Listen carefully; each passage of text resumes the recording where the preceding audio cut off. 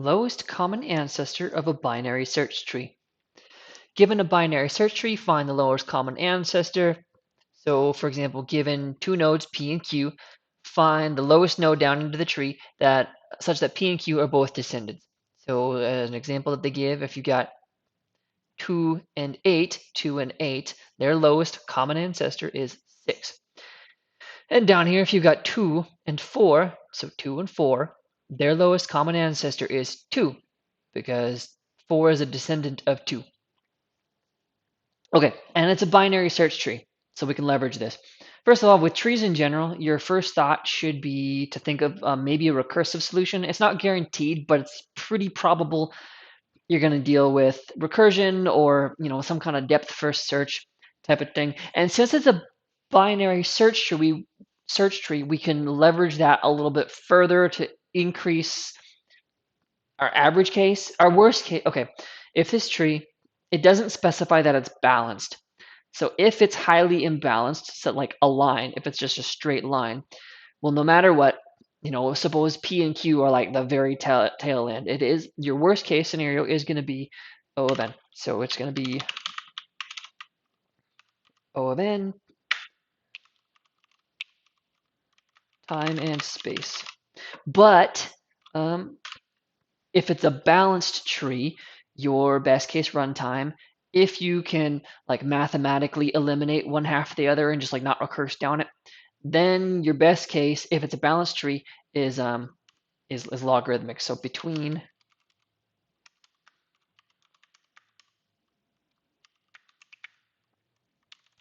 and then the time and space component are going to be equivalent. Like whatever time it is, it's going to be the same space complexity, because however far down you recurse, you're going to need to allocate that many stack frames on the machine calls, and that takes memory. So that's the same as if you were to like make a vector and keep track of it that way without doing recursive function calls. It's recursion, so you have to consider stack frames.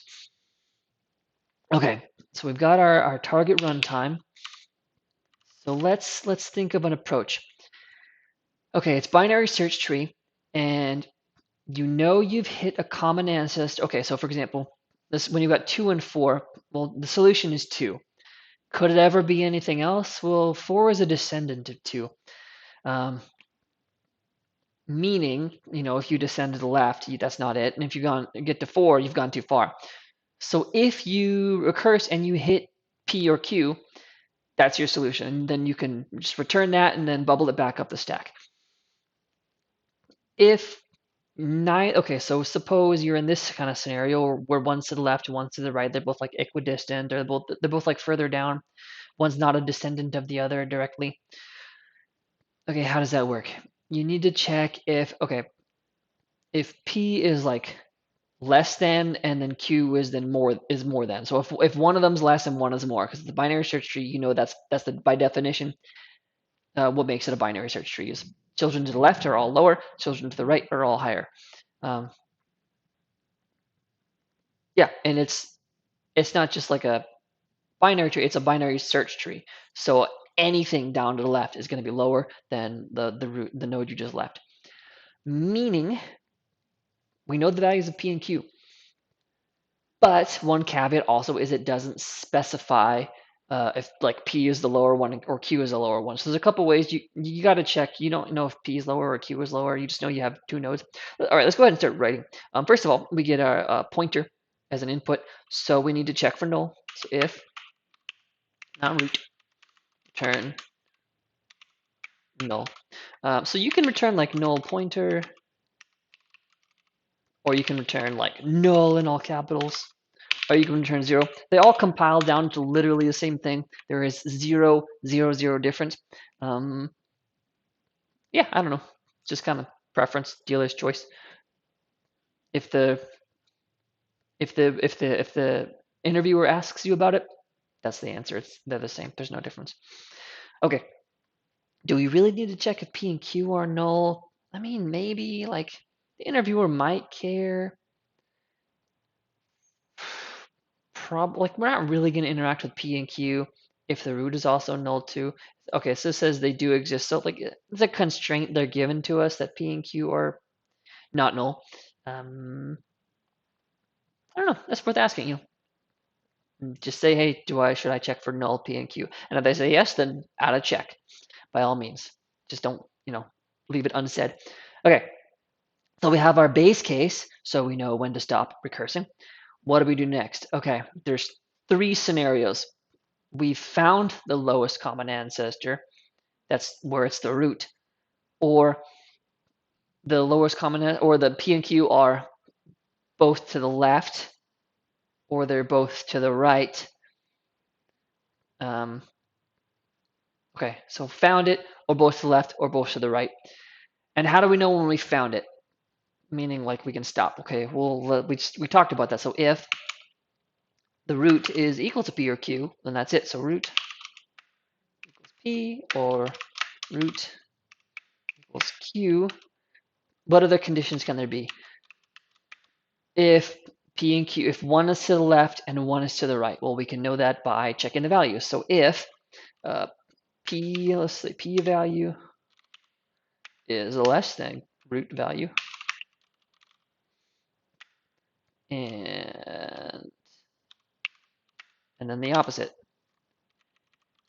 Q value is greater than root value,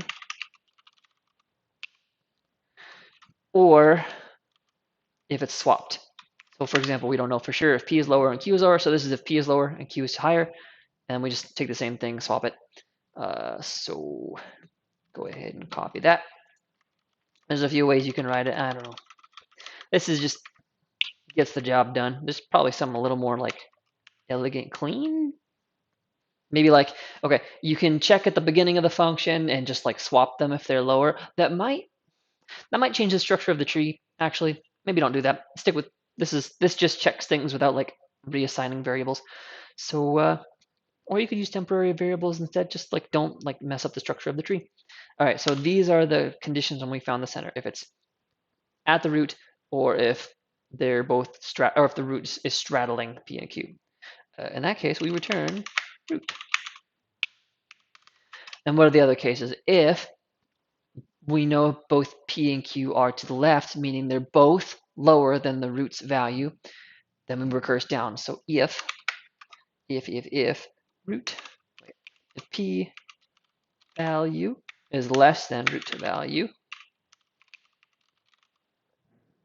and Q value is less. All right, so P is less and Q is less, and we return. Then we return. We want to recurse because we still haven't descended as far as we possibly can. So we do need to call this bad boy again. So return that root left P and Q. We don't change those.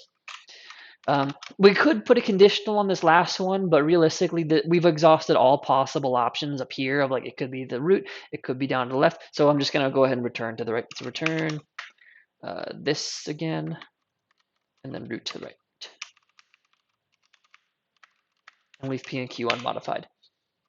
And that's pretty much it. So yeah, let's go ahead and do an example. All right, okay. I'm gonna do this second one because this first one's too trivial, I think. Okay, what do we got? Start at 6. 6 is on our stack. Well, we're looking for 2 and 4. All right, so 6 is not null. We're looking for 2 and 4. So none of these conditions are hit. 6 is not 2 or 4, and then 6 is not like straddling both of them. So we're gonna hit this condition here. So 2 is less than 6 and 4 is less than 6. So we're gonna recurse down to the left. So now we are at 2. What do we got? 2 is not null, and we're going to hit this condition. So like P and Q are, let's say that's 2 and 4. Well, root is equal to P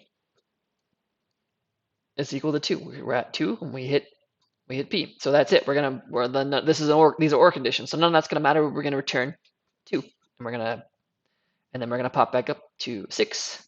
That gets back 2 from this call here. So pop back out of there, and then we return that, and then that's our solution is 2. And that looks like our expectation. So that's probably good for an example.